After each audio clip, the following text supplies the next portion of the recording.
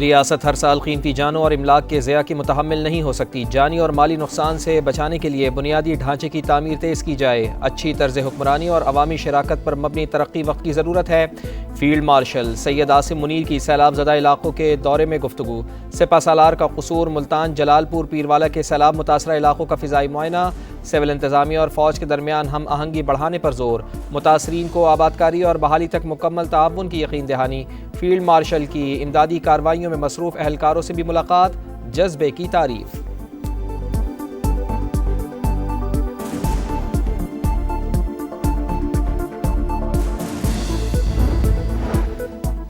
سیلاب متاثرین کو ریلیف دینے کا مشن، حکومت نے آئی ایم ایف سے بل 3 ماہ مؤخر کرنے کی اجازت مانگ لی، وزیر اعظم کی ہدایت پر وزارت خزانہ نے عالمی مالیاتی ادارے سے رابطہ کیا، آئی ایم ایف نے سیلاب سے نقصانات کا ڈیٹا مانگ لیا، پاور ڈویژن رواں ہفتے ہی تفصیلات فراہم کرے گا۔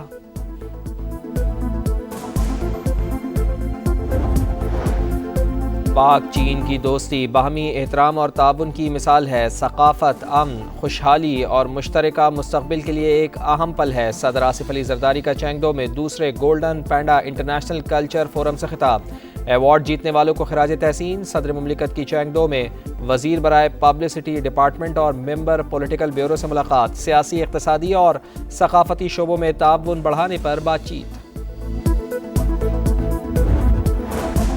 پاکستان کے خلاف سازشوں اور پروپیگنڈے میں مصروف مودی سرکار اپنی فوج کی بنیادی ضروریات پوری نہ کر پائی، بھارتی فوجی اپنی ہی حکومت سے بغاوت پر اتر آئے، ریاست بہار میں وردی پہن کر احتجاج، مطالبہ پورا نہ ہونے پر ہڑتال کی دھمکی، کسی بھی فوج کی جانب سے اپنی حکومت کے خلاف احتجاج کا یہ انوکھا واقعہ ہے۔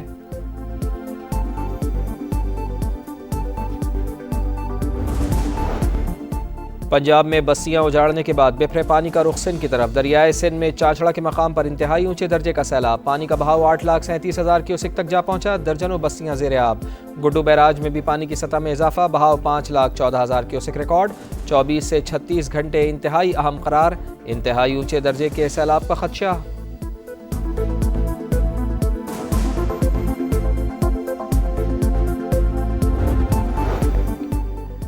جلال پور پیروالا کے بعد شجاع آباد میں تباہی کی داستان، کئی دیہات ڈوب گئے، سینکڑوں مکانات ملیا میٹ، لودرا کے متعدد دیہات پانی، بھاولپور میں درجنوں بستیاں زیر آب، لاکھوں ایکڑ زمین متاثر، اوش شریف میں بھی تباہی، موضع رسول پور زیر آب، ہزاروں افراد متاثر، لیاقت پور میں بے رحم موجوں نے سینکڑوں بستیوں کو لپیٹ میں لے لیا، رحیم یار خان کے متعدد دیہات بھی ڈوب گئے۔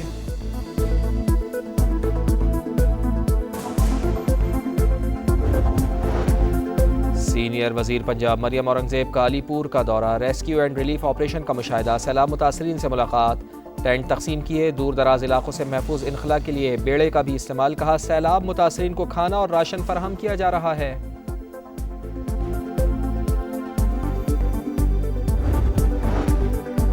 سندھ میں حالیہ طوفانی بارشیں اور ممکنہ سیلاب، صورتحال سے نمٹنے کے لیے پاک فوج کی تیاریاں مکمل، پاک فوج اور سول انتظامیہ کے افسران نے مختلف علاقوں کا جائزہ لیا، مختلف جگہوں پر بند باندھنے کا سلسلہ جاری، پاک فوج کے میڈیکل کیمپس میں متاثرہ افراد کا مفت علاج۔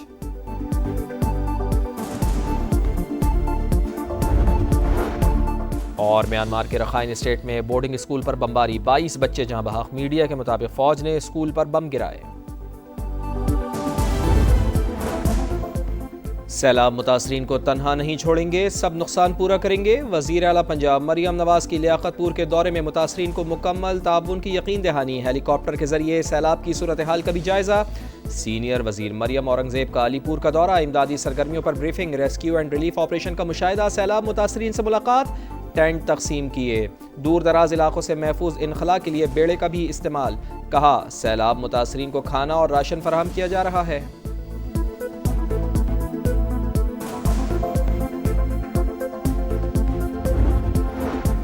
وفاقی وزیر مواصلات عبدالعلیم خان کا جلال پور پیروالا کا دورہ، سیلاب متاثرہ علاقوں اور گیلانی بند کا جائزہ، boys high school relief camp بھی آمد، کہا شہریوں کے جان و مال کی حفاظت اولین ترجیح ہے، این ایچ اے چوکس اور انتظامیہ سے رابطے میں رہے، مشکل گھڑی میں سب کو متحد ہو کر کام کرنا ہوگا۔ عبدالعلیم خان کا M5 پر مختلف ریسٹ ایریاز کا بھی دورہ، این ایچ اے حکام کو صفائی کا معیار مزید بہتر بنانے کے لیے 2 ہفتے کی مہلت۔ سیلاب کے باعث زرعی شعبہ سب سے زیادہ متاثر، حکومت سندھ کسانوں کے لیے عملی اقدامات کر رہی ہے، وفاقی حکومت سے بھی بھرپور تعاون کی توقع۔ سینئر وزیر شرجیل انعام میمن کی گفتگو، کہا بلاول بھٹو کا ویژن سیلاب متاثرین کے لیے امید کی ایک کرن ہے، مشکل وقت میں عوام کے ساتھ کھڑے ہیں۔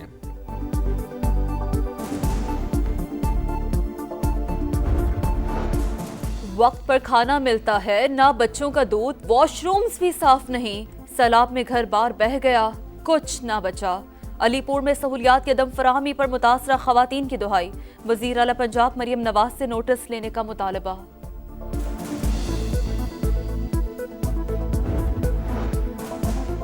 صدر مملکت آصف علی زرداری کا دورہ چین، وزیر برائے پبلسٹی ڈپارٹمنٹ اور ممبر پولیٹیکل بیورو سے ملاقات، دو طرفہ تعاون سیاسی، اقتصادی اور ثقافتی شعبوں میں بڑھانے پر بات چیت۔ آصف علی زرداری کا صوبہ سیچوان میں بے مثال مہمان نوازی پر اظہار تشکر، دوسرے گولڈن پینڈا فورم کے کامیاب انعقاد پر مبارکباد۔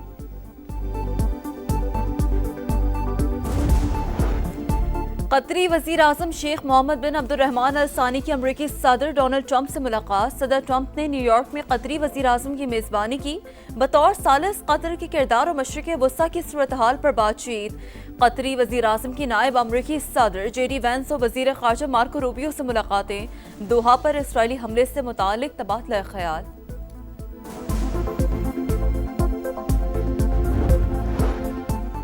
فلسطینی ریاست کے قیام کی طرف اہم پیش رفت، اقوام متحدہ کی جنرل اسمبلی نے مسئلہ فلسطین کے 2 ریاستی حل کی قرارداد بھاری اکثریت سے منظور کر لی، مسودہ فرانس اور سعودی عرب کی جانب سے پیش کیا گیا، 142 ممالک کی حمایت، اسرائیل اور امریکہ سمیت 10 ممالک نے مخالفت میں ووٹ دیا۔ صہیونی وزیر اعظم آگ بگولا، کہا کوئی فلسطینی ریاست قائم نہیں ہوگی، مغربی کنارے کو بھی تقسیم کریں گے۔ نتین یاہو نے خطرناک پلان پر دستخط کر دیے۔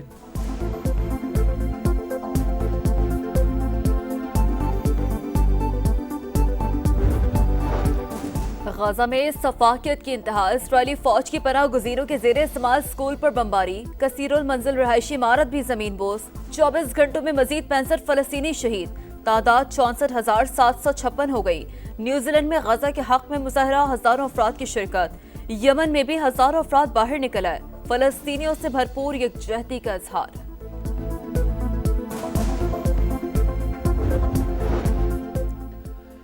نتین یاہو جنگی مجرم، غزہ میں نسل کشی کر رہا ہے، نیو یارک کا میئر منتخب ہوا تو نتین یاہو کی گرفتاری کا حکم دوں گا، امیدوار زہران ممدانی کا عزم برقرار۔ نتین یاہو کی گرفتاری واضح کرے گی کہ نیو یارک عالمی قوانین کو مانتا ہے، ممدانی کا نیو یارک ٹائمز کو انٹرویو۔ امریکہ نے بھارت پر پھر بجلی گرا دی، G7 ممالک سے چین اور بھارت پر ٹیرف عائد کرنے کا مطالبہ۔ کینیڈا میں G7 ممالک کے وزراء خزانہ کا اجلاس، پیوٹن کی جنگی مشین کو ملنے والی آمدنی روکنی ہوگی، امریکی وزیر خزانہ کی گفتگو، روس سے تیل خریدنے والے ممالک پر ٹیرف زیر غور ہے، اجلاس کا اعلامیہ جاری۔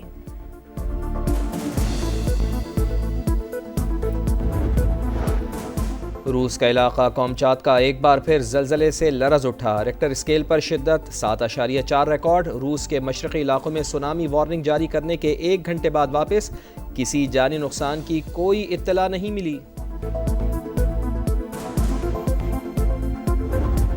دبئی میں اسپنرز کا راج، عمان کو 93 رن سے ہرا کر پاکستان کا فاتحانہ آغاز، 161 رنز کے تعاقب میں عمان کی ٹیم صرف 67 رنز پر آؤٹ ہوئی۔ سفیان مقیم، سائم ایوب اور فہیم اشرف کے 2 شکار، شاہین ابرار اور نواز کی 1 وکٹ، محمد حارث 44 گیندوں پر 66 رنز کی شاندار اننگز کھیلنے پر میچ کے ہیرو قرار۔ ایونٹ میں آج سری لنکا اور بنگلہ دیش کا مقابلہ ہوگا۔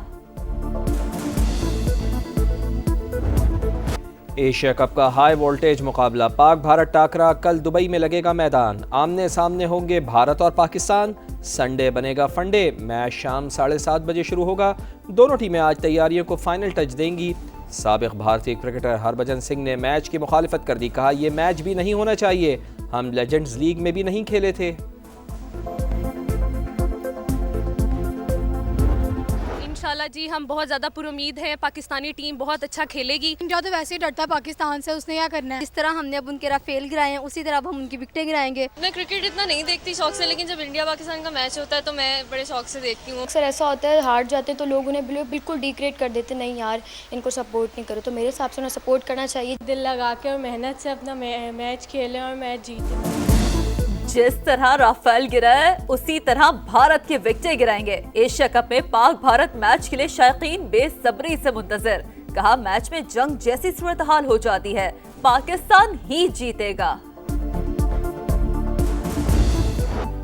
और सऊदी प्रो लीग में अल इत्तेहाद की मुसलसल दूसरी कामयाबी, अल फतह को 2 के मुकाबले में 4 गोल से हरा दिया। इंग्लिश फुटबॉल चैंपियनशिप में इप्सविच टाउन ने शेफील्ड यूनाइटेड को 5-0 से शिकस्त दी। जेडन फ्लोगन ने हैट्रिक स्कोर की।